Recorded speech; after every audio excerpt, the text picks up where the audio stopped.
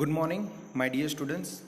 આજે 12 physics chapter number 2 lecture number 8માં આજે આપણે વોટ ઇઝ ઇક્વિપોટેન્શિયલ સરફેસીસની સ્ટડી કરવાની છે. હવે ઇક્વિપોટેન્શિયલ સરફેસ આનો મતલબ એ થાય કે ઇક્વિ એટલે કે same, potential same potential on the surface. It means આપણે એવું કહી શકીએ the surface at which all the potential will be same, that surface we call as a equipotential surface. So મારા પ્રમાણે ઇક્વિપોટેન્શિયલ સરફેસીસ ખબર પડી જોઈએ છે. આ સરફેસીસમાં તમને પોટેન્શિયલ શું મળશે? સેમ મળશે. તો જો આટલું વસ્તુ જો તમને ખબર પડે તો આપણે એવું કહી શકીએ કે if the electric potential along every point of an imaginary surface in an electric field is the same, so electric potential will be same, then such a surface is called equipotential surfaces. So that surface we call as a equipotential surfaces. હવે equipotential surfaces જે છે four આપણે એમ single charge ક્યુ માટે જો આપણે લઈએ તો આપણે એવું કહી શકીએ કે પોટેન્શિયલનું ઇક્વેશન છે V equal to KQ upon R, જેમાં Q એ તો કોન્સ્ટન્ટ થઈ જશે ફોર અ સિંગલ ચાર્જ. કેની વાત કરીએ તો કે ઓલરેડી કોન્સ્ટન્ટ છે, તો એનો મતલબ પોટેન્શિયલ ડિપેન્ડ કોના પર થશે? તો પોટેન્શિયલ ડિપેન્ડ થશે આર ઉપર. જે સરફેસીસ માટે આરની વેલ્યુ સેમ હશે that surface will be our equipotential surfaces. So we say this shows that V is a constant if R is constant. જો V ક્યારે constant હશે? R constant હશે ત્યારે. Hence the surface passing through the point having the same R obtain and spherical radius R, and Q is the electric charge on the center as shown below figure. So આપણે એવી figure બનાવવી જોઈએ કે જેમાં R constant હોય. ને R constant ક્યારે હોઈ શકે ખબર? તો આપણે એક સ્ફેરિકલ આ રીતે બોડી લઈએ. આ સ્ફેરિકલ બોડીના સેન્ટર પર આપણે શું લઈ લઈએ? તો સેન્ટર ઉપર એમ સમજી લો કે આપણે બરાબર સેન્ટર ઉપર આપણે પ્લસ ક્યુ ચાર્જ લઈ લઈએ. તો આપણે એવું કહી શકીએ કે આ જે સરફેસ જે છે માટે આરની વેલ્યુ સેમ થશે, ચાર્જ બી તમારો સેમ છે. સો આર કોન્સ્ટન્ટ, ક્યુ કોન્સ્ટન્ટ, તો તમારો વી શું થશે? કોન્સ્ટન્ટ થશે. તો આ બધી સરફેસ, ઇવન આવું નથી કે ઓનલી વન સરફેસ, અહીંયા તમને પ્લસ ક્યુ ચાર્જની આ જેટલી બી સરફેસીસ આપેલી છે that all surface okay that we call as a equipotential surfaces. હવે થોડું ઘણું આપણે એવું કહી શકીએ કે more than one equipotential surface can be shown for a different radius, જે તમને બતાવેલું છે. Clearly the field lines at every point is normal to the equipotential surfaces passing through that point. હવે આપણે એમ જો જોઈએ તો આ પ્લસ ક્યુ જે છે એમાંથી જે આ ઇલેક્ટ્રિક ફિલ્ડ લાઇન્સ નીકળતી જે છે એ તમારી સરફેસ જે છે એને શું છે? નોર્મલ છે. એ સરફેસને નોર્મલ હશે બી એનું રીઝન એ છે કે પોટેન્શિયલ અહીંયા બધાનો સેમ છે. હવે પોટેન્શિયલ અહીંયા સેમ હોય તો એમ સમજી લો કે આપણે સરફેસીસ પર આપણે એમ સમજી લો કે one point to the another point પર વર્ક કરાવીએ. તો one point to the another point પર વર્ક કરાવીએ તો ડબલ્યુનું ઇક્વેશન શું થાય? તો W equal to Q into V થાય. ક્યુ ઇન્ટુ શું થશે? સોરી, ડેલ્ટા વી થશે. Delta V that is the potential difference at a different point. સમજો. હવે ડેલ્ટા વીની વાત કરીએ તો પોટેન્શિયલ તો આ બધાનો તમારો શું છે? સેમ છે. જો પોટેન્શિયલ સેમ હશે તો ડેલ્ટા વીની વેલ્યુ કેટલી થઈ જશે? 0 થશે. ને ડેલ્ટા વીની વેલ્યુ જો 0 થાય તો વર્કની વેલ્યુ બી શું થશે? 0 થશે. હવે સમજો, વર્કની વાત કરીએ તો વર્ક ઇક્વલ ટુ આપણે ઇન્ટિગ્રેશન આપણે શું લખી શકીએ ખબર? For a unit charge. For a unit charge શું લખી શકીએ ખબર? વેક્ટર ઈ ડોટ વેક્ટર ડીઆર. વેક્ટર ઈ ડોટ ડીઆર. ને જે ડોટ પ્રોડક્ટ આવે એ ડોટ પ્રોડક્ટમાં કોસ થીટા આવે. ડોટ પ્રોડક્ટમાં શું આવે? કોસ થીટા આવે. ને કોસ થીટામાં વર્કની વેલ્યુ ક્યારે 0 થઈ શકે ખબર? જ્યારે થીટાની વેલ્યુ કેટલી થાય? 90. ત્યારે કોસ 90ની વેલ્યુ, ત્યારે તમારી કોસ 90ની વેલ્યુ જે છે એ કેટલી છે? 0 છે. ને કોસ 90ની વેલ્યુ 0 છે એટલે વર્ક તમારું શું થાય? 0. ને આ 90 ઇટ મીન્સ કે તમારી ઇલેક્ટ્રિક ફિલ્ડ લાઇન્સ ને તમારું ડિસ્પ્લેસમેન્ટ ડીએલ એટલે કે સરફેસ એ બંને શું આવશે? નોર્મલ આવશે. સો આપણે એવું કહી શકીએ કે અહીંયા ઇલેક્ટ્રિક ફિલ્ડ લાઇન્સ જે છે એ સરફેસને જે છે નોર્મલ હશે. And last things, the electric field lines for a single charge Q Radial lines starting from and ending at the charge are depending on the charge q is positive or negative which is shown in a figure. તો આપણે એવું કહી શકીએ કે આની જે electric field line જે છે એ રેડિયલ ડાયરેક્શનમાં છે. રેડિયલ ડાયરેક્શન એટલે જેના ઉપર આપણે રેડિયસ ડ્રો કરી શકીએ. તો રેડિયલ લાઇન પર છે. હા, પોઝિટિવ હશે તો રેડિયલી શું હશે? આઉટવર્ડ હશે. અને નેગેટિવ હશે તો રેડિયલી ઇનવર્ડ હશે. That is depends on the charge, okay, which is on the center of the sphere. Positive હશે તો આઉટવર્ડ ને નેગેટિવ હશે તો ઇનવર્ડ.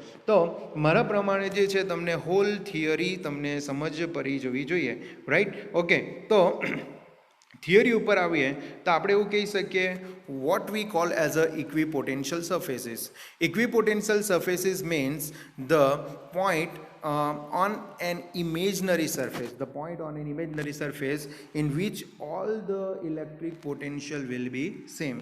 Okay, ને for a single charge માટે લઈએ તો એમ સમજી લો કે q એ કોન્સ્ટન્ટ આવશે. તો v ડિપેન્ડ કોના પર રહેશે? ઓનલી r પર ડિપેન્ડન્ટ કરશે. ને ઓનલી r પર ડિપેન્ડન્ટ કરશે એના માટે આપણે એવું કહી શકીએ કે જ્યારે આર ચેન્જ બરાબર, જ્યારે આપણે કોઈ સ્ફેરિકલ બોડી લઈએ એના સેન્ટર પર આપણે પોઝિટિવ ચાર્જ લઈએ તો આ જે બધી સરફેસ જે છે એ ઇક્વી ડિસ્ટન્સ પર આવશે. ને ઇક્વી ડિસ્ટન્સ પર આવશે એ રીઝનના લીધે બધાનો પોટેન્શિયલ શું થશે? સેમ થશે. And last thing we have to know all the electric field lines that is normal to the શું આવશે? Surface. That is normal to the surface. ચાલો, તો મારા પ્રમાણે આટલું ખબર પડે તો આપણે નેક્સ્ટ ટોપિક પર જઈએ જે ટુ બી કન્ટિન્યુ છે. Vote is equipotential surfaces? Vote is equipotential surfaces એટલે એ તો આપણને ખબર જ છે. આપણે એવું કહી શકીએ કે if an electric potential electric potential along every point in imaginary surface in an electric field is the same. Means આપણને ખબર જ છે કે ઇલેક્ટ્રો પોટેન્શિયલ જે છે એ તમને શું મળે? Same. That surface we call as a equipotential surfaces. ને બીજું તમને કીધેલું છે draw an equipotential surfaces for a plus Q and minus Q at a few distance. જો પ્લસ ક્યુ ને minus Q at a few distance હોય તો તમારું ડાયપોલ થાય. ને ડાયપોલનું ઇક્વિપોટેન્શિયલ સરફેસીસ આ રીતે છે, જેમાં ઇલેક્ટ્રિક ફિલ્ડ લાઇન્સ એકબીજા સાથે ઇન્ટરરિએક્ટ કરતી નથી. ખાસ ધ્યાન રાખજો, ખાસ ધ્યાન રાખજો. તો મારા પ્રમાણે આમાં કંઈક વધારે હોય તો ખાલી આટલું જ હતું કે ડાયપોલ હોય તો ડાયપોલનું પોટેન્શિયલ કઈ રીતે હોય. તો આ MCQમાં ખાસ ધ્યાન રાખજો. ઓકે, ચાલો, હવે આમાં તો કંઈ નથી. સેમ થિંગ જે છે તમને જો ટુ પોઝિટિવ ચાર્જ હોય, બરાબર, સેમ થિંગ ઇક્વિપોટેન્શિયલ સરફેસીસમાં તમને એવું કીધેલું છે કે સપોઝ ટુ પોઝિટિવ ચાર્જ હોય. કેટલા? ટુ પોઝિટિવ ચાર્જીસ હોય તો એનું ઇક્વિપોટેન્શિયલ સરફેસીસ કેવી હોય? તો ધ્યાન રાખજો, ટુ પોઝિટિવ ચાર્જની ઇક્વિપોટેન્શિયલ સરફેસીસ તમને બરાબર આ રીતે મળતી છે. બરાબર, જેમાં એક તમને એવી બી મળશે કે બંને ફિલ્ડ લાઇન્સ એકબીજાને ટચ થતી હશે, મતલબ કે એક લાઇન બનાવતી હશે, ઇન્ટરસેક્ટ નહીં કરશે પણ બંનેની સેમ એક તમને સ્ફેરિકલ લાઇન મળશે, એવું આપણે કહી શકીએ. ઓકે, અને એ સિવાય સપોઝ યુનિફોર્મ આપણે શું લઈ લઈએ તો સરફેસીસ લઈ લઈએ તો એમાં ઇલેક્ટ્રિક ફિલ્ડ લાઇન્સ જે છે એ પરપેન્ડિક્યુલર એમાંથી શું થતી હશે? પાસ આઉટ થતી હશે. એટલે જો એમ સમજી લો કે સરફેસ જો આપણે YZ પ્લેન પર લઈએ તો ઇલેક્ટ્રિક ફિલ્ડ તમને કઈ એક્સિસ પર મળશે? એક્સ એક્સિસ પર મળશે. તો આ રીતે તમને ઇક્વિપોટેન્શિયલ સરફેસીસ મળશે. તો આ 3 of 3માં તમારે જસ્ટ તમારે શું જોવાનું છે? ફિગરને અકોર્ડિંગલી તમારે સમજવાનું છે. Okay, and last one thing we have to study. એની મેં આગળ વાત પણ કરેલી છે. તમને એવું કીધેલું છે કે so that the direction of electric field at a given is normal to the equipotential surfaces passing through that point. હવે તમને એવું કીધું કે why electric field lines are normal to the equipotential surfaces. Normal, બરાબર. આ જે normal જે છે એ નોર્મલ કેમ હોઈ શકે? તો નોર્મલમાં આપણે સિમ્પલ કહી શકીએ કે જ્યારે આપણે શું કરીએ ખબર? યુનિટ પોઝિટિવ ચાર્જને આપણે one point to the another point પર લાવીએ તો પોટેન્શિયલ સેમ હોવાથી તમારી ડેલ્ટા વીની વેલ્યુ કેટલી થશે? 0. ડેલ્ટા વીની વેલ્યુ 0 થાય તો વર્કની વેલ્યુ બી શું થશે? 0 થશે. બરાબર, વર્કમાં તમારું ઇક્વેશન છે EDL cos થીટા. ને થીટા ક્યારે બરાબર cos થીટા ક્યારે 0 હોઈ શકે? જ્યારે થીટાની વેલ્યુ કેટલી હોય? 90. અને થીટાની વેલ્યુ 90 હોય એટલે આપણે કહી શકીએ કે electric field is a normal to the equipotential surfaces at that point. ને આ વસ્તુની મેં આગળ વાત કરી છે. સો મેં જસ્ટ એક વખત રીડ કરીને સમજાવી દઉં કે electric field were not normal to the electric potential surfaces, it would have non-zero component along the surface.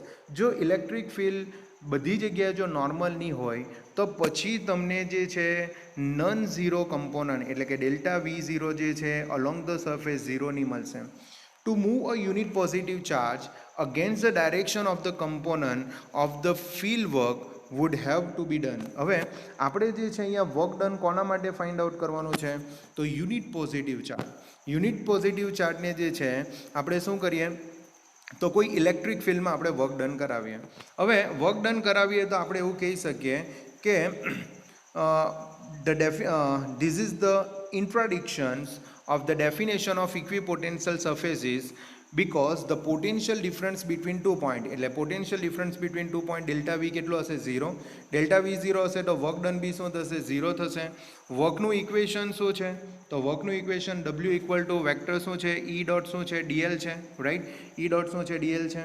અને અહીંયા વર્ક ક્યારે 0 થઈ શકે જ્યારે થીટા કેટલો થાય 90 કેમ કે cos 90ની વેલ્યુ શું છે 0 ને cos 90ની વેલ્યુ 0 છે એટલે આપણે એવું કહી શકીએ કે electric field is normal to the equipotential surfaces at that point. So I hope you can understand this theory.